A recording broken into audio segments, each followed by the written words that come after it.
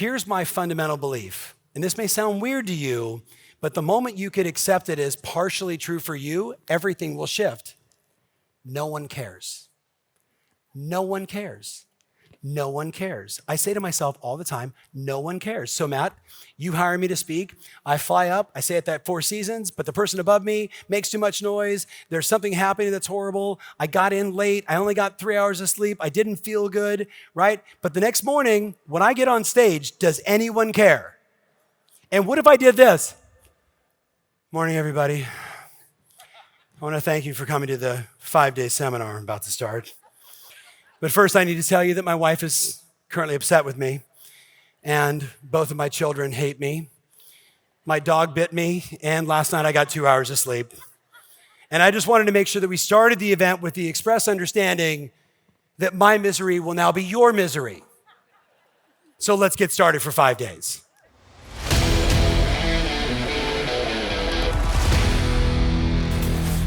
Okay. Shh.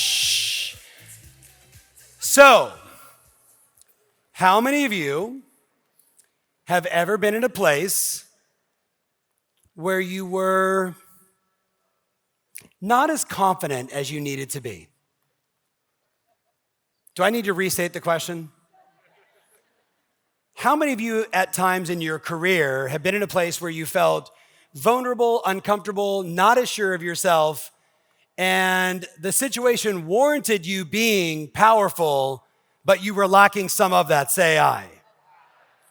So what if I told you decades ago, Christoph, someone that you met, my dear friend Bill Mitchell, who was my mentor, who passed many years ago, I came home from a Zig Ziglar seminar. Anybody ever see Zig speak live? Anybody see him live? Like Anaheim Convention Center, sliding in on one, because you got to have goals for yourself. And I remember watching Zig when he would say things like, y'all need a checkup from the neck up, you got to get the right attitude. And I was like a year removed from a mohawk. And I remember sitting in this event, taking notes copiously because I was sent to it by my father, who said, go and listen to these people like Brian Tracy and Zig Ziglar and all these guys. And I remember Zig was the headline. And when he finished, I remember looking at my notes and literally saying, he told me 500 times I needed to have a better attitude. And I remember writing distinctly below that, what is this shit? Now, you have to remember, some of you know me, like I was kicked out of both parents' houses. I went to 5 high schools. My family didn't move. I got moved. I would say that my attitude was a pretty horrible thing. But then one day sitting with Bill Mitchell, I know you met Bill and probably saw him speak with us. Bill sat down with me and he showed me something that completely changed the trajectory of my life forever. And I want to spend a little time there, and then we're going to finish the one of 6 that I didn't get to get through, and then we got parties and fun and all that kind of great stuff. But I would argue that what we're going to discuss right now is the difference between action and no action. It's the difference between, hey, that's a really good idea, I want to get all over that, and then the next day you do absolutely nothing. How many of you, be honest, who has ever had their back against the wall where it was either action or die, metaphorically? Who's been there before? Eric, right? I would almost argue like some of our conversations, you've been there many times, as have I. But I learned a long time ago that there were things that I could do that absolutely create a level of confidence, even in the face of diffidence, even in the face of uncertainty. So when it's time for me to perform, I can go perform. And I would argue there is nothing more important for all of us inside this room than the ability to turn it on in an instant. Because we never know when we're gonna meet that next perfect client, that next perfect opportunity. How many of you are single, by the way? Raise your hands really high. Okay, single people, stand up. Stand up, look around the room. There's some hot prospects in this room. Right? Oh yeah. All right, so I know where you're gonna find yourselves at the cocktail party. So consider this. Yes. Oh, Shaq. I love Shaq. Shaq lives in Dallas now, by the way. Oh, yeah. So check this out. I know, it's so good. So check this out. If you read this, it says, we've all suffered from beliefs in the past that have become patterns. Beliefs that become patterns. Let me give you the most common belief that I've seen, Mary, become a pattern for people. I'm not good on video. How many of you know at least one person in their life that have said, I'm not good on video? Say I if you know at least one person. Okay, are they sitting in your seat? So you say something over and over again, you say it with emotion, you remind people that it's true, your body speaks to it, and you never shoot video. How do you even know that that's true? How do you even know? If I put a gun to your head and said, start shooting videos right now, or I'm gonna blow your brains out, you might suddenly go, I don't really like this guy, but this sounds like a better alternative. The truth is, if the circumstances change, you would change. The problem is, for the vast majority of you, all of us in this room, myself included, have some beliefs that these beliefs have become patterns, and these patterns, they're actually stopping us from joy, from love, from ecstasy, from growth, from passion, from taking risks, from doing the things we know we need to do, which is oftentimes the hard stuff long before the easy stuff. So I would make the central theme, the central argument, if you will, exactly what my mentor said to me, which was, what does too much diffidence cost you? And I remember having to Google that word. And then he flipped it and said, but the bigger question is, and I want you to answer this, where do you need more confidence? Where do you need more confidence? You know, David, they say that public speaking and death and dying are the two things that people fear the most. Public speaking and death and dying. And many people would rather die than get on stage. You with me on this? We are so afraid to die. We're so afraid to get in front of an audience. And yet, I chose a career that is the one thing that everybody's afraid to do. And you think that when I started, I was like, I got this. Hand me the microphone, here we go.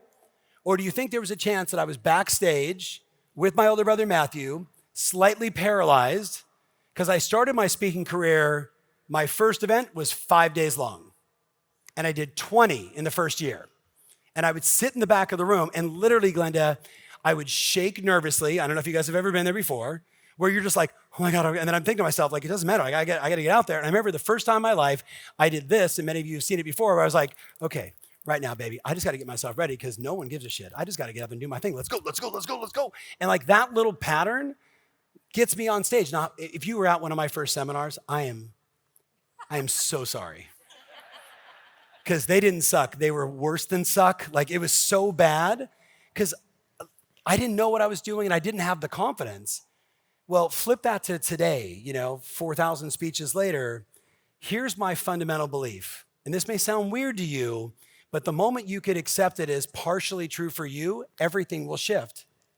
No one cares. No one cares. No one cares. I say to myself all the time, no one cares. So Matt, you hire me to speak.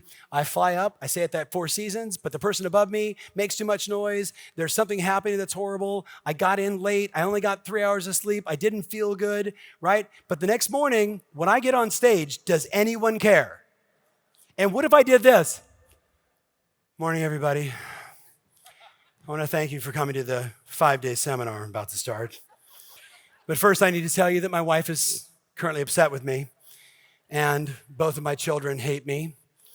My dog bit me, and last night I got 2 hours of sleep. And I just wanted to make sure that we started the event with the express understanding that my misery will now be your misery. So let's get started for 5 days. No, what if I told you, I spoke in Miami once, and I got landed at like 3 o'clock in the morning, which is always fun, right? Because, the next day, my buddy Big Tony is going to take me to the gym at 5:45, land at 3, right, because of hurricanes, finally get shuffled to the hotel. I get to the hotel, and the gal's like completely asleep, and she's like, good news, you have the presidential suite. And I was like, that's awesome, like at a Holiday Inn. I'm like, I don't even know what that even means. But I don't really care, because I got I need to get a couple hours into sleep before I have to go do what I do. And literally, when I get to the very top of this hotel, remember the word hurricane? The window, right, had already been shattered, so there was just rain hitting my bed. So it's like 3:15 in the morning. What are you gonna, hi, can I get moved to a new room? I was like, screw it, man. And Nazar, I literally laid down on the couch in the suite, which was not even the size of this runway. And I literally just laid there and thought to myself, how in the world am I going to do a 1-day seminar tomorrow from basically, to the end of the day? And it was the first time I said to myself, no one cares that you're tired. Nobody gives a shit. And I would literally say to myself, you know what they expect? Dance, Tom Ferry, dance. Come on, let's go. Be motivating. Let's go. Now I would ask you to consider that moment changed everything for me.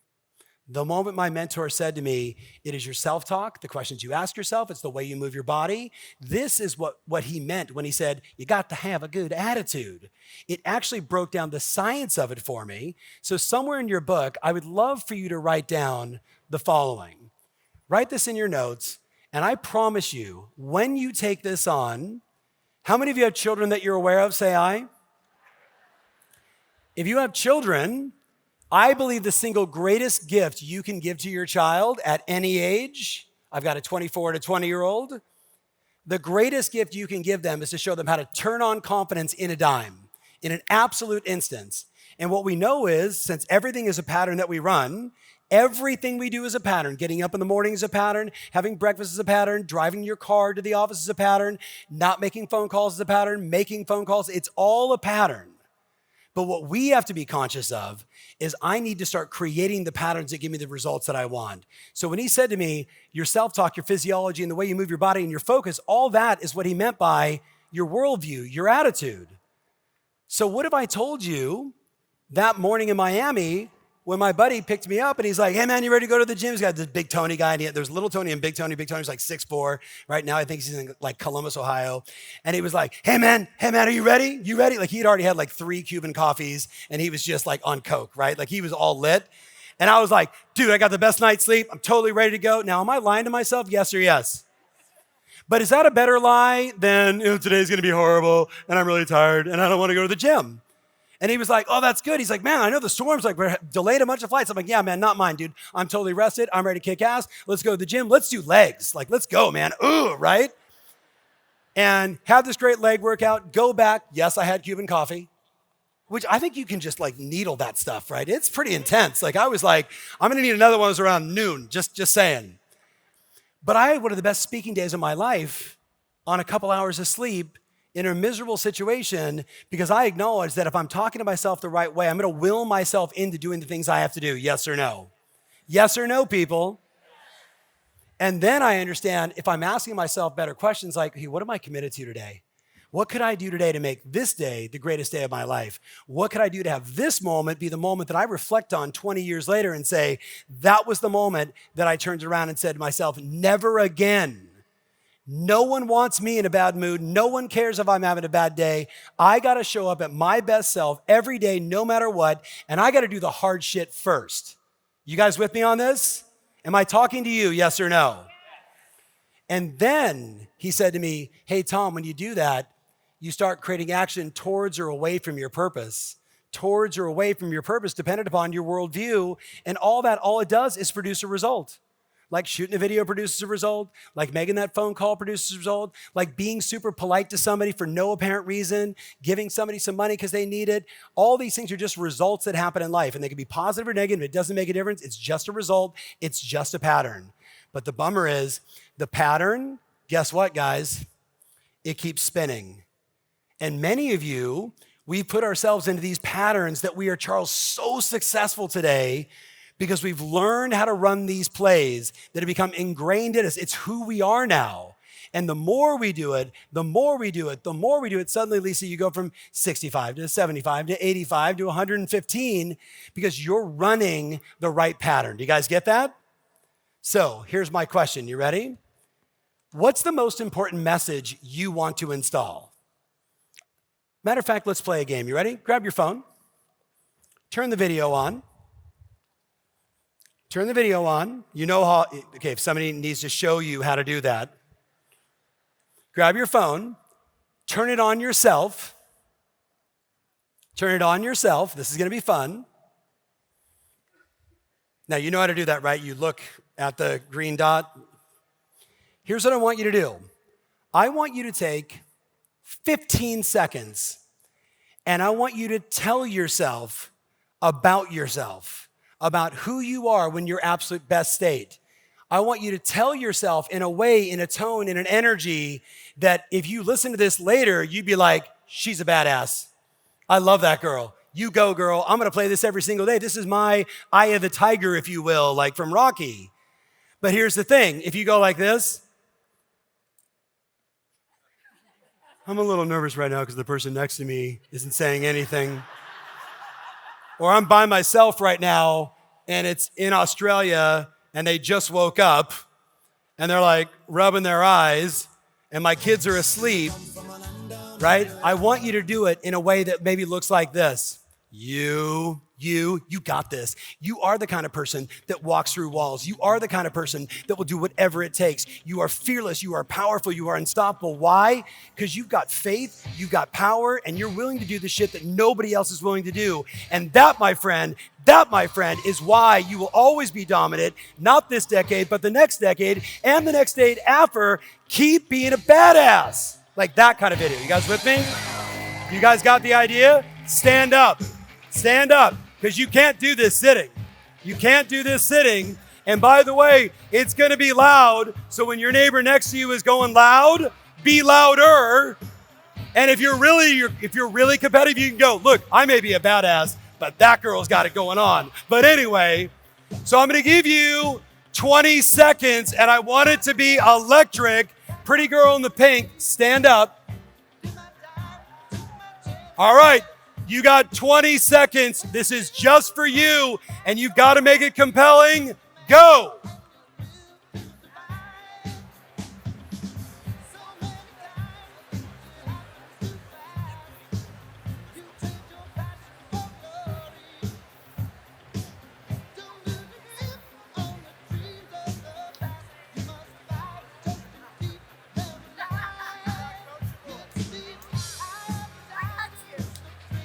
You got to send it to me.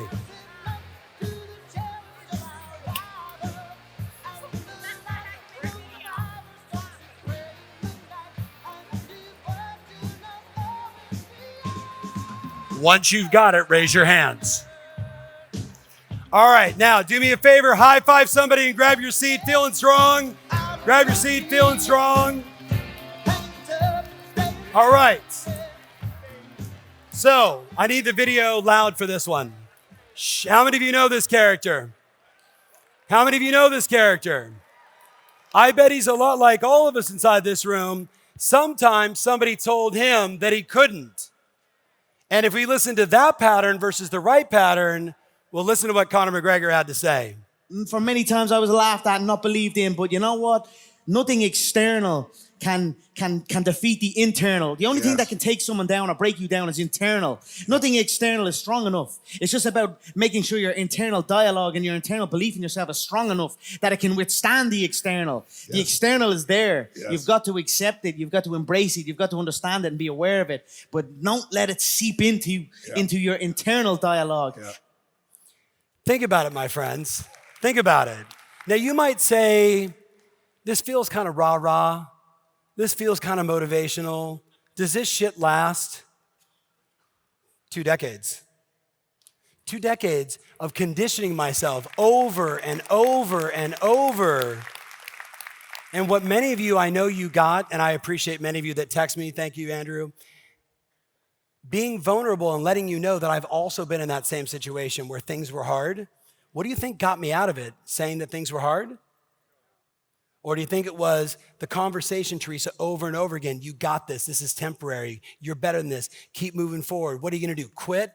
Who are you? You're not a quitter. And yet all of us have people around us at times. Who's got some people around us at times that in their most loving way try and convince you to go from greatness back down to dis-ease? You know what I'm saying? Do you guys know this video? Do you know this person? Arguably, pound for pound, the greatest fighter ever. But what made Muhammad Ali so special was what was going on up here. Turn up the volume, listen to this. Why are you all looking so damn scared?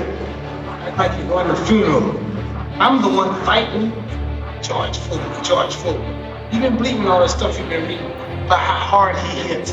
George Foreman knocked down Joe Frazier. He destroyed the kid. You not been, and the public is expecting you.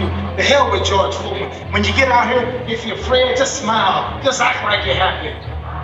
How am I gonna win the fight if I went out thinking like you? am George Floyd. The tactics of Ali to let the man punch himself out. 30 seconds left in round 8.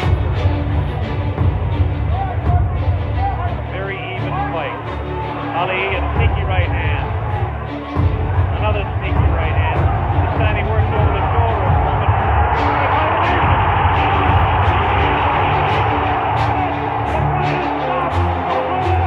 Now, I'm not asking you to punch your family.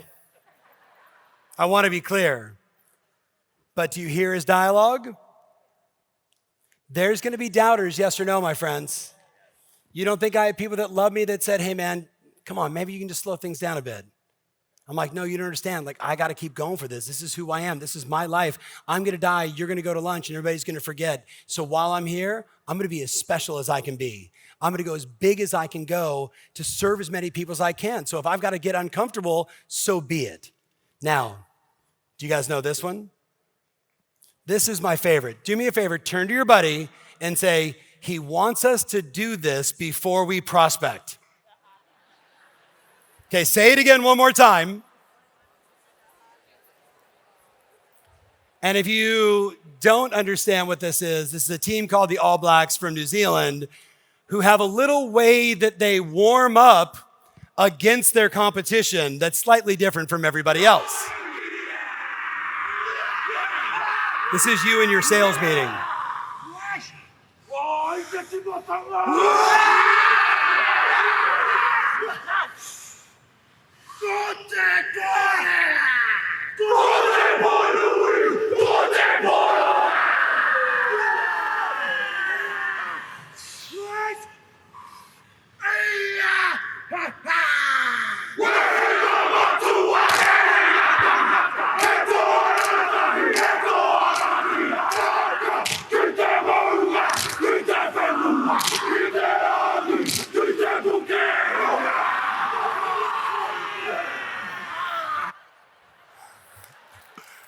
So you ready?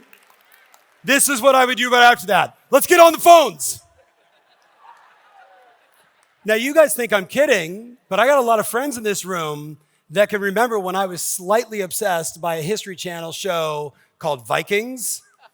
And I would say there is nothing more sexy than a Viking queen who can come out and kick ass. And I loved it because I would see my wife when she was like, we got it. Like, I was like, ooh, Lagatha. Yeah, like, let's go, baby. But there's something just sexy and powerful about it. And you don't have to go, ah, but you could just be in the background going like this. I got this. And if that's enough for you, how many of you have kids? Raise your hands. So my 24-year-old son, Michael, you inside the room someplace? Michael, can I tell the story about the other day when we were chatting on the phone? He's like, oh shit. So my son was in the moment looking for a job. So he's like, hey, can we sit down and can we talk about like what I should do and where do you recommend and da-da-da-da-da. And if you know my son Michael, he's very analytical, he's very bright, very, very old soul, right? But oftentimes the old soul, the very bright, the very analytical can talk themselves out of doing everything. How many of you know what I'm talking about?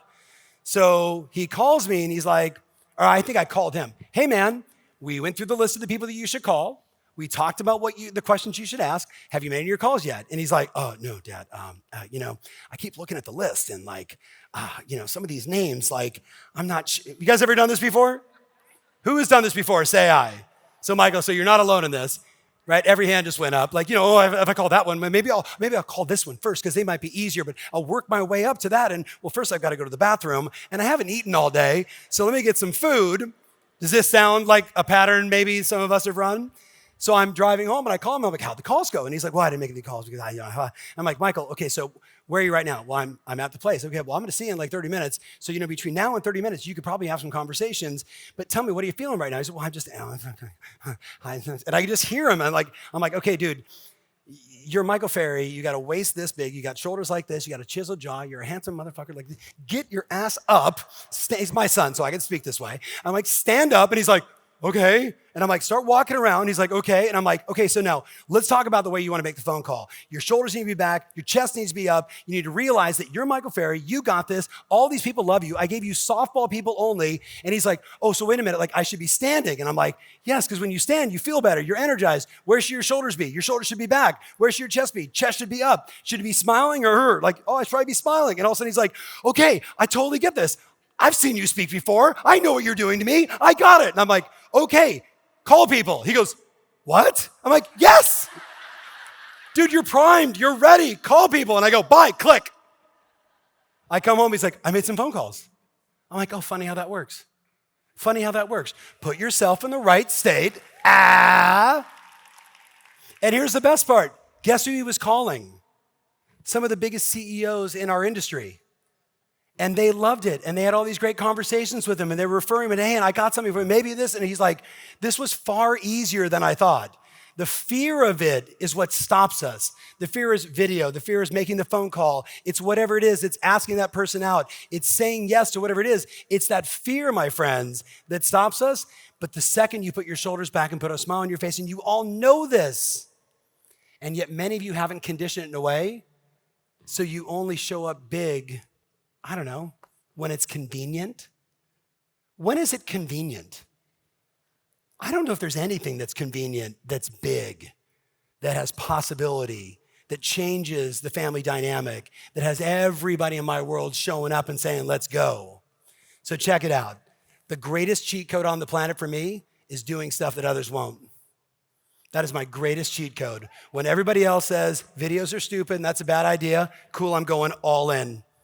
When I was a salesperson working for my dad and they were like, it's really hard to make phone calls and we're not sure. And I was like, that's awesome. And within like 2 years, I had 3 people in front of me dialing for me and just doing soft handoffs, because if I could just present 8 hours a day, I was going to get everybody to say yes.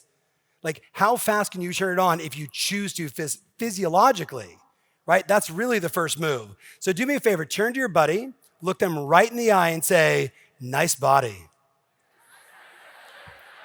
I just wanted to see if you would. Thank you. That was totally awesome. That was a really good one, right? Well, some of you is good for your self-esteem, right? That's a good thing. So you ready? Shh. So here's the question. Where could this have immediate impact in my business? It's the 6th question that I got more than anything else in the last 12 months. And that is, how do I get more listings? So why don't we finish on some very tactical and experimental strategies, so the things we know we should be doing automatically. And then I'm going to talk to you about some experiments of things that I want you to do. And I'm going to give you a mindset, because here's what I want. Turn to your neighbor and say, plus 100. So whatever number of homes you're currently listing, I want what? Say it to me again. Okay, so your confirmation bias and your sunk cost thinking is getting you what you're getting. I want to strip away some of that and get you plus 100. Does that make sense? You guys down for that? All right, so you're going to play the game with me. So let's start here. How well do you know your market? Glenna says, better than anybody else. Lisa, stand up. Everybody say, yo, Lisa. Okay. I'm going to do my best to explain this slide. So we had a coaching session a couple weeks ago. There has been, you can grab your seat, my dear, there has been a general confirmation bias that says people with low interest rates aren't listing their houses. Has anybody else heard that story? Say aye. Right? Well, who would list their house at 2.85, 3.5, right? So Lisa, she says, I'm going to take all the mortgage data, specifically the mortgage data that shows when they last refied or got their purchase loan.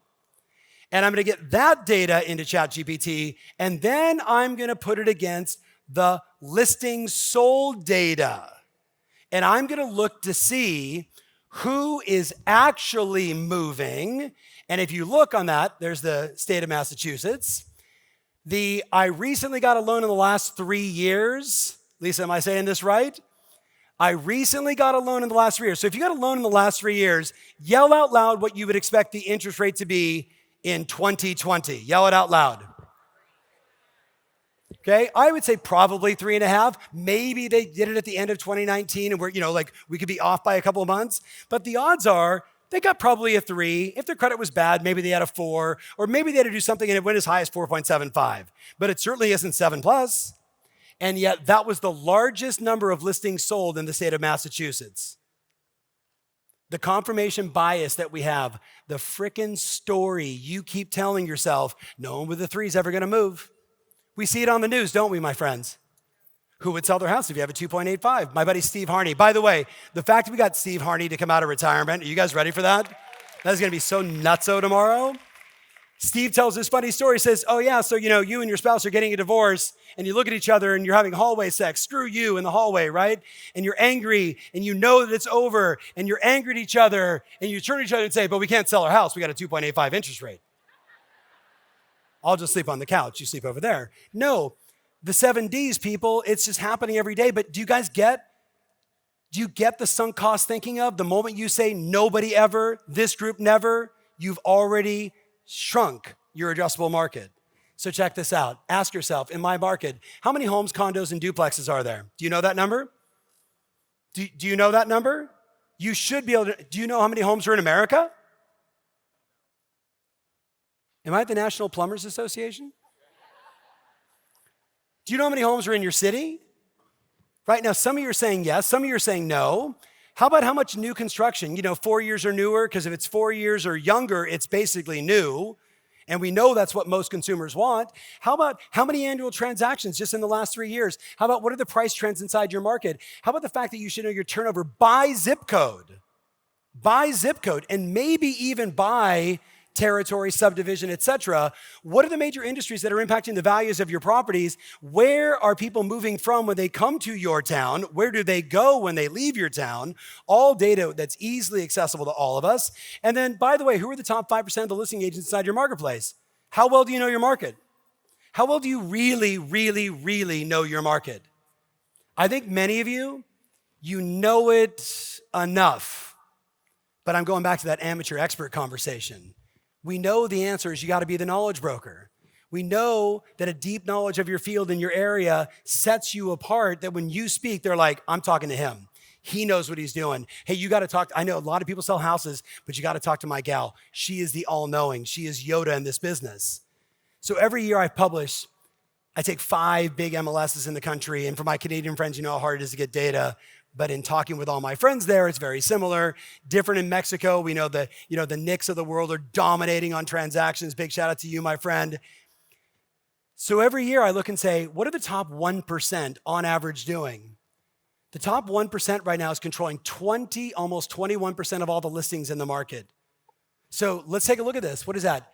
1,200 plus agents, the top 1%. By the way, if you're paying attention, Byron, last year, that number was 17%.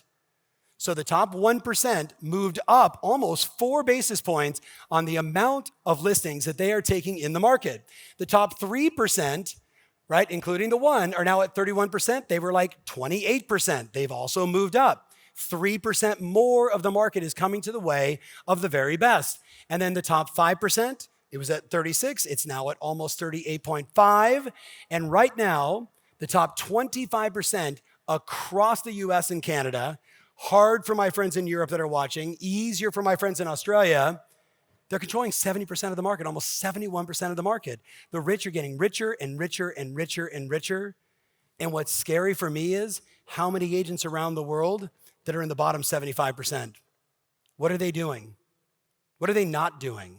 Where's their confidence level? So let's jam. You ready? Tell your buddy the answer to that question. How many people are in your phone? How many people are in your phone? How many? Logan, where are you coming in from, man? Detroit. I appreciate that. How many in your phone? You have an iPhone? 2,600. All right, you ready? How long have you been in the business? 7 years. So what if I told you for my entire 3+ decades, now going into 3.5, what if I told you the number forever has been 10%? Because the average person moved every 10 years. So pretty much you can count on 7, 8, 9, 10, 11, 12%, depending on what was happening in the economy, of your phone was moving. Most of us would argue today that number's not the same. It's 3 to 5%. But what's 5% of 2,600? It's a big number. And it's probably more listings than you're currently generating from the people that already know you, like you, and trust you. So I'm gonna make the argument right now, write this in your notes. Whoever is closest to the client wins. Whoever is closest to the client wins. And if you don't get that, I'm nervous for you. Whoever is closest to the client wins. And by wins, I mean gets the business, gets the money. That's who wins. Whoever's closest to the client. So the second question, of course, is then how do I double my listing appointments? Right? How do I get to that mystical plus 100? It's going to come down to what activities, what campaigns are ultimately going to get you this, but it starts here. Now, do me a favor just for fun. Can you just say, I'm a lean, mean appointment setting machine? Okay, can you say it like you're not at church, like you don't give a shit what the people around you think? Go. Now, I remember coaching a client of mine, he may be watching, John, the first year that the Wall Street Journal published the top 100 agents in the country, and 15 of them were my personal clients. And the number one guy was my guy, John McMonagle, Newport Beach, California. And I want to say maybe a year and a half prior to that, we sat down at a restaurant and referred by a friend. He said, you should talk to this guy, he's pretty ambitious. And at that time, this is probably right at 20 years ago.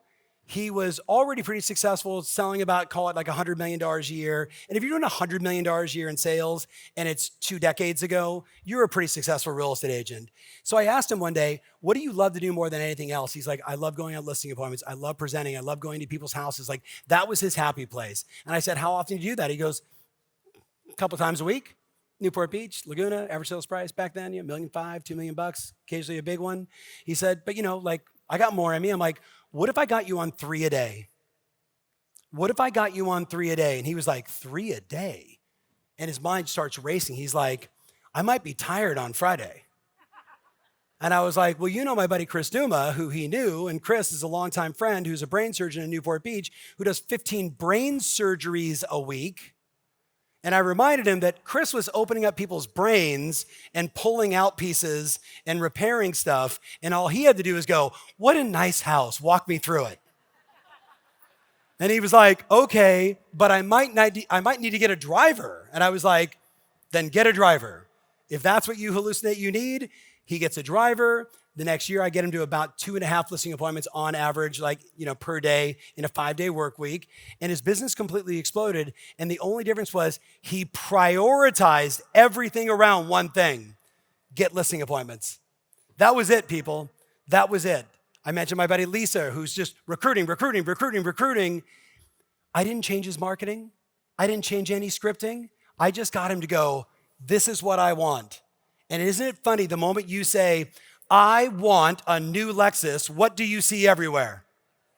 Everywhere, right or wrong. You're even like, that's a Mercedes, but it looks like a Lexus. Because you want it, right? It's the reticular activating system that we all have as human beings. So we know when I say things like roll your face off, right? We know that. But I want you to say that out loud like you mean it. Go. See, until it's painful, you have not prioritized. Until the people around you start saying, whoa, dude, slow down. You're doing too much. That's when you know you've got it. When you're the no doctor to every distraction around you. Want to go to lunch? We're all going drinking. It's 9 a.m. Let's go, right? And you're like, nope, sorry, man. I need 2 more listing appointments. That's my jam. That's prioritizing till it's painful. And when you do that, you become unstoppable. Check out, everybody say, yo, Tommy Toole. So Tommy, I guess 27, today's the 28th day, on a very vulnerable coaching session said to me, the thing I did better than anybody else in my marketplace is I listed houses. And I built this monster team, and I love it. But now I've got the management team installed, and I got the recruiting installed, and I got the training installed, and I got operations installed. And he's like, and I'm in that middle ground like you talk about, and I've got to do something. I got to do something to create more revenue. And I was like, do you need permission to start listing houses? And if you know Tom Toole, he's like, yes, I need permission. I'm like, Ha, ha, ha, ha. Go get listings. And he was like, thank you. And right now, every 22 conversations, he books a listing appointment. And he went from a couple little easy ones, and guess who he's calling first? 10 conversations today from his past clients in Sphere, right? All of his database. Then he went into leads. Then he started calling old expireds. And he's like, it's just refreshing. And he said, you know what the most brilliant thing is? I go out on the floor and I make the calls, and everybody on my team is now going, well, I guess it's time to make calls. Tom's making calls. We're all making calls. And the whole energy shift in the business has been elevated. Now, will he do it forever? Probably not. But it's a great way in a transitionary market to create a lot of opportunity. And like we said earlier, what do you do that you love and what do you do that makes you money? He is right in his sweet spot. Now, what's the discipline you've been resisting? What's the discipline that your confirmation bias, your sunk cost thinking has held you back from, that stopped you from doing the thing that really, truly lights your fire, empowers the business, and solves so many problems for so many people around you? Tell your buddy, what's the discipline you've been resisting? Tell him, you know what the answer is. Tell him right now, what's the discipline you've been resisting? Tell your buddy. This requires lips moving over there.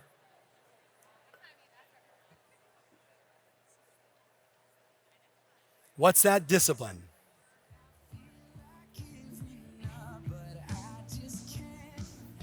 Melvin. What is it, Courtney? Really? That's new. All right, so come back to me. Shh. Please say after me, 97 billion. 97 billion. There's 97 billion shekels sitting out there, not shekels, they would be $97 billion sitting out there waiting to be had before new construction.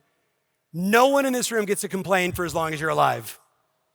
If you just simply do what you know you should do, and I'm going to show you guys an example. You ready? Like, how many lead pillars do you have? How many ways do you have listings? Take a look at this list and just go through, but just acknowledge where you have confirmation biases, where you say, oh, for sale by owners. Oh, right? Circle dialing. I don't even talk to my own clients. Why would I talk to anyone else? Where do you have this hallucination that you are greater than, more than, better than, or better yet, no one in my market ever gets those? What other lies are you telling yourself? Think about it.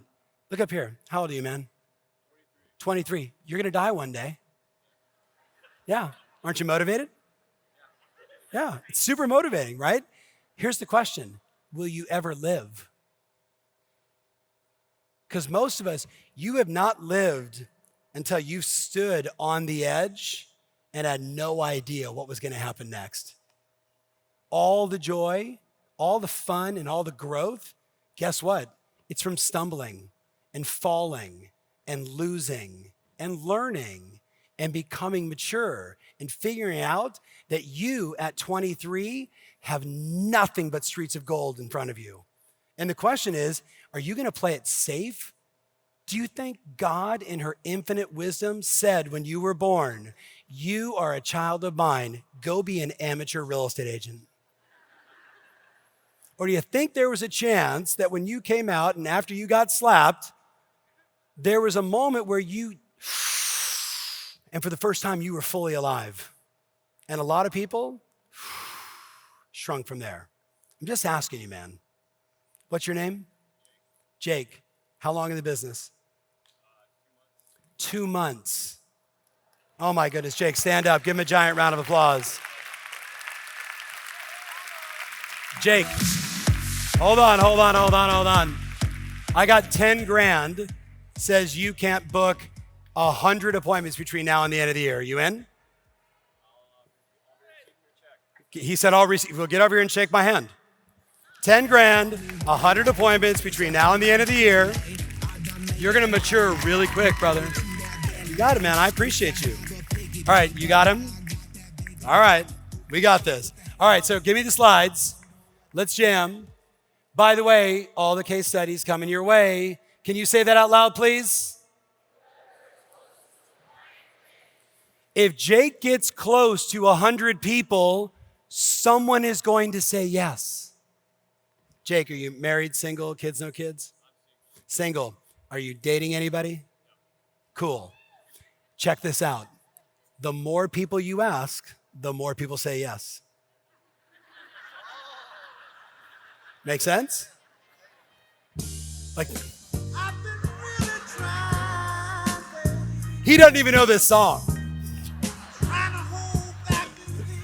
You'll have to Google this. It's a record. You play the record, you light a candle, you get a little wine going. Bingo. All right, so check this out. Here's a 13-year veteran. I believe he's inside the room. Oh, yeah. Look at this. He's like, my momentum has changed, increased. Business is growing right in the right direction. I have begun working for sale banners and expired listings for the first time in my 13-year career. I'm not asking you to do it. His coach and him had a conversation about it. And I listed 7 in the first 10 days of doing so. 7. Are you inside the room? Where are you? I know you're here someplace. All right, maybe not. Let's keep jamming. These companies, right? Is he over here? Thank you very much. Proud of you, brother. Proud of you. These companies, by the way, can provide all the leads to you if you want to do these types of things. But have you seen this video yet? I got to play this video so you understand. You're going to have to, Jake, on your journey, you're going to have to find some stuff out. So this video is really for you. You're going to have to find out, like, at certain times of the day, if you make phone calls, you'll get a better response. If you send certain text messages to people, if you do certain marketing campaigns, you'll get a better response. You got to find out, but there's only one way to find out. Got it? So this is scientific. Did you go to college? Okay, did you graduate with a decent GPA? Okay, you'll get this right away then. Everybody else is screwed. So you ready? Turn the volume up, please, guys. All right, today we're going to talk about how we can find out and how much we can find out and what it takes to get there. So first we have to decide how much do we want to find out. So let's say in this case, I want to find out at a level of 7. Okay, so I find that level on my graph and I come horizontally to my gradient line. Where it intersects with my gradient line, I'm going to come straight down to where it intersects with my fuck around line.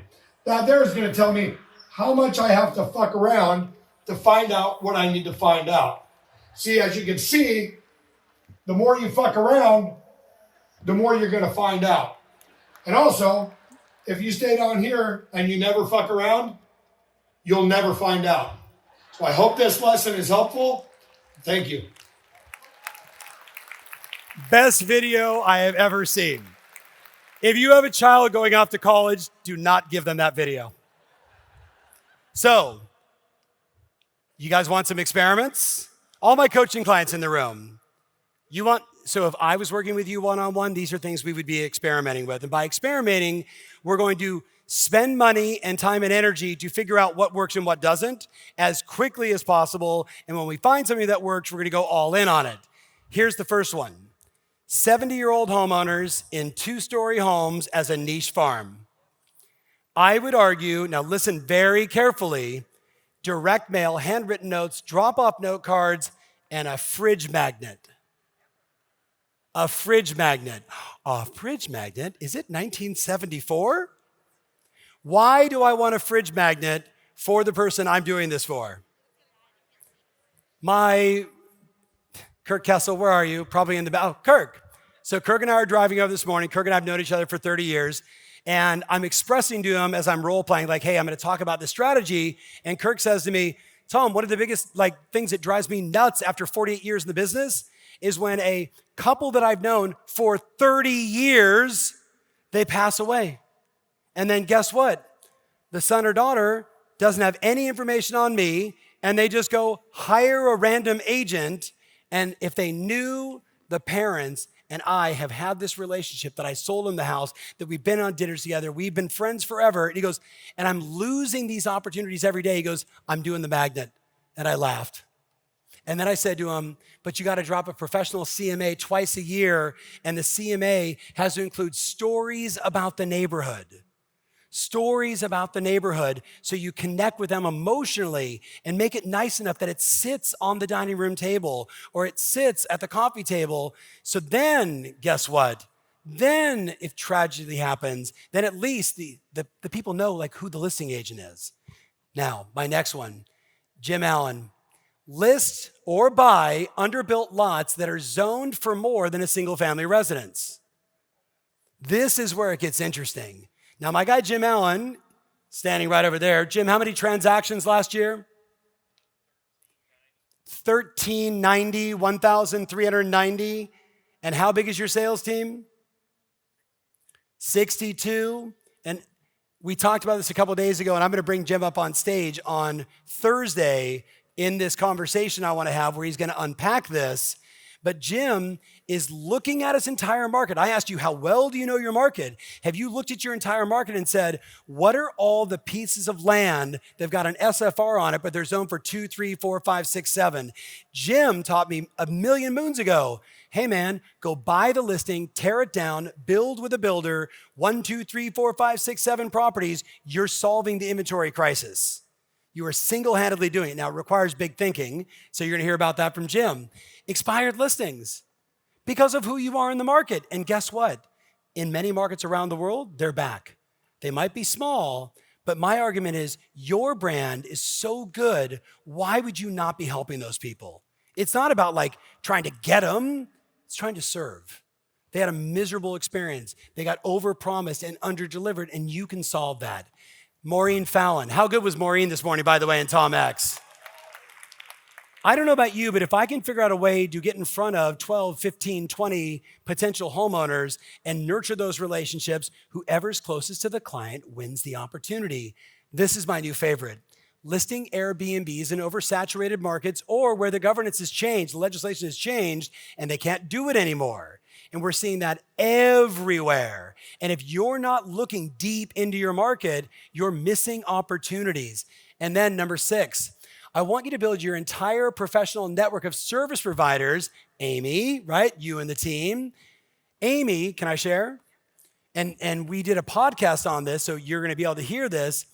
She has 100 different service providers where she's created all of these marketing opportunities for them, her lenders, her title partners, restaurant owners, every possible service provider that someone that was buying a house, lives in a house, and is selling a house, everything that they need all on one website. So when people say, hey, I need help, she's like, go to this site. I have everything there for you in this beautiful campaign. And here's the best part. The 100, give her $3,500 each in advertising dollars.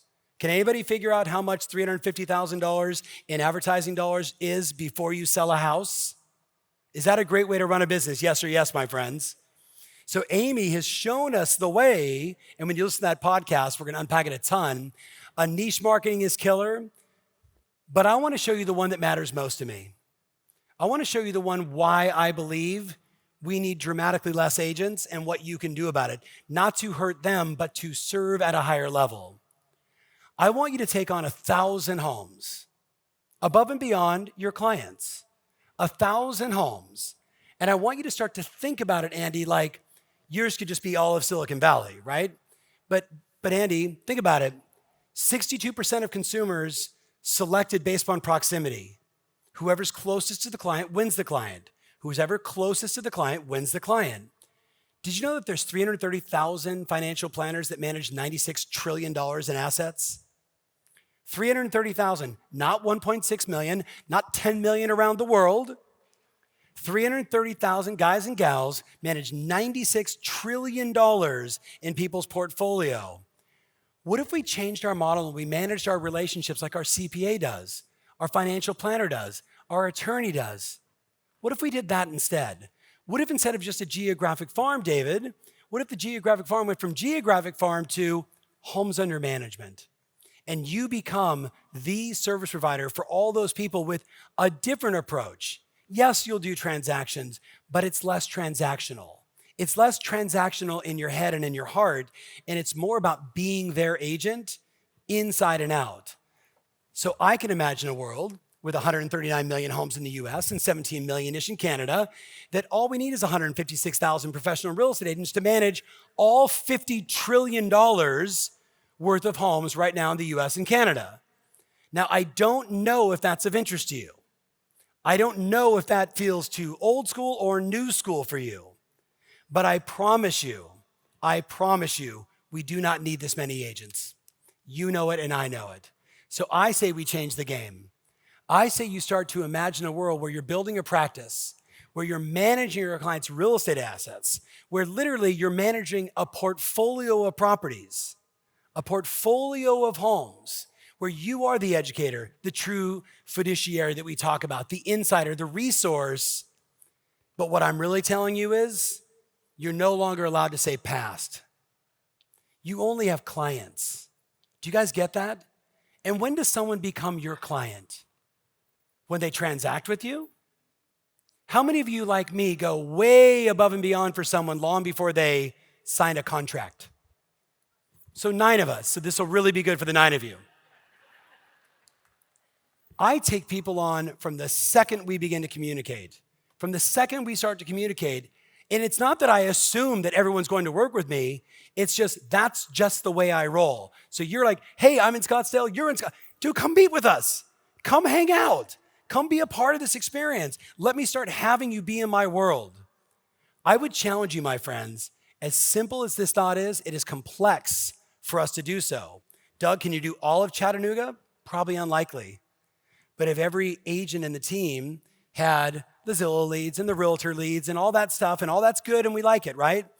But if they also had their clients and their sphere under a homes under management platform, and then even better, not even a platform, just a program, a campaign, the way we do things around here, and then everybody had an extra 1,000 houses, now every new person comes in, you're like, I'm gonna show you how to have a long-standing sustainable business in real estate. These 1,000, and maybe you go to 2,500, but remember, it's not just send them a direct mail piece. It's way more than that. It's about becoming their agent. 62% are listing with proximity. Do you guys know this company? Milestones, not a sponsor. There's 3 companies right now around the world that have figured this out, that have said, we're gonna build an application that puts everything in your home inside of a platform. And what you want is, Lee, you want your face and your brand on your clients. You don't want, not busting their chops, the lender, the title company, the escrow company. And guess who invested in this? A little company called FTNG. Are you familiar with them? They do half of all the transactions, Fidelity National Title. The entire organization, they're like, we see this as a way to solve a fundamental problem in our industry, to provide opportunities for homes under management, where now when Kathy calls me and says, hey, the coffee maker stopped working, I'm like, okay. Now I'm gonna say, look inside the app, because inside there you're gonna see the app, the serial number of the coffee maker, and the service provider. Just go inside there, boom, done. Now you might say that's no big deal, but inside theirs, they also have an AVM, so I don't have to go to Zillow anymore either. So I got one, the realtor.com guys were like, yeah! Maybe some of you will get this, but what I'm thinking about is, as we're doing all these transactions, as we're servicing all these clients, as we're growing our empires, what are we really growing? A bunch of past clients? I don't have any past clients. I have clients. I have friends. I have this relationship with this community. It's a different way of thinking, yes? So here's my question for you after going through all of that. Go to one piece of paper in your book, just one. And I want you to write out what are the 5 most important things you're actually going to do. As we wrap up day 1, what are the 5 most important, from starting with, hey, I'm gonna throw parties and events, all the way through to Levi. That was a pretty amazing presentation with Levi, yes? Yeah, definitely got us thinking, right? Some of us have been candy asses. All the way through all the AI tools and everything in between. What are the 5 most important things? Like, you know what they are. Write them down.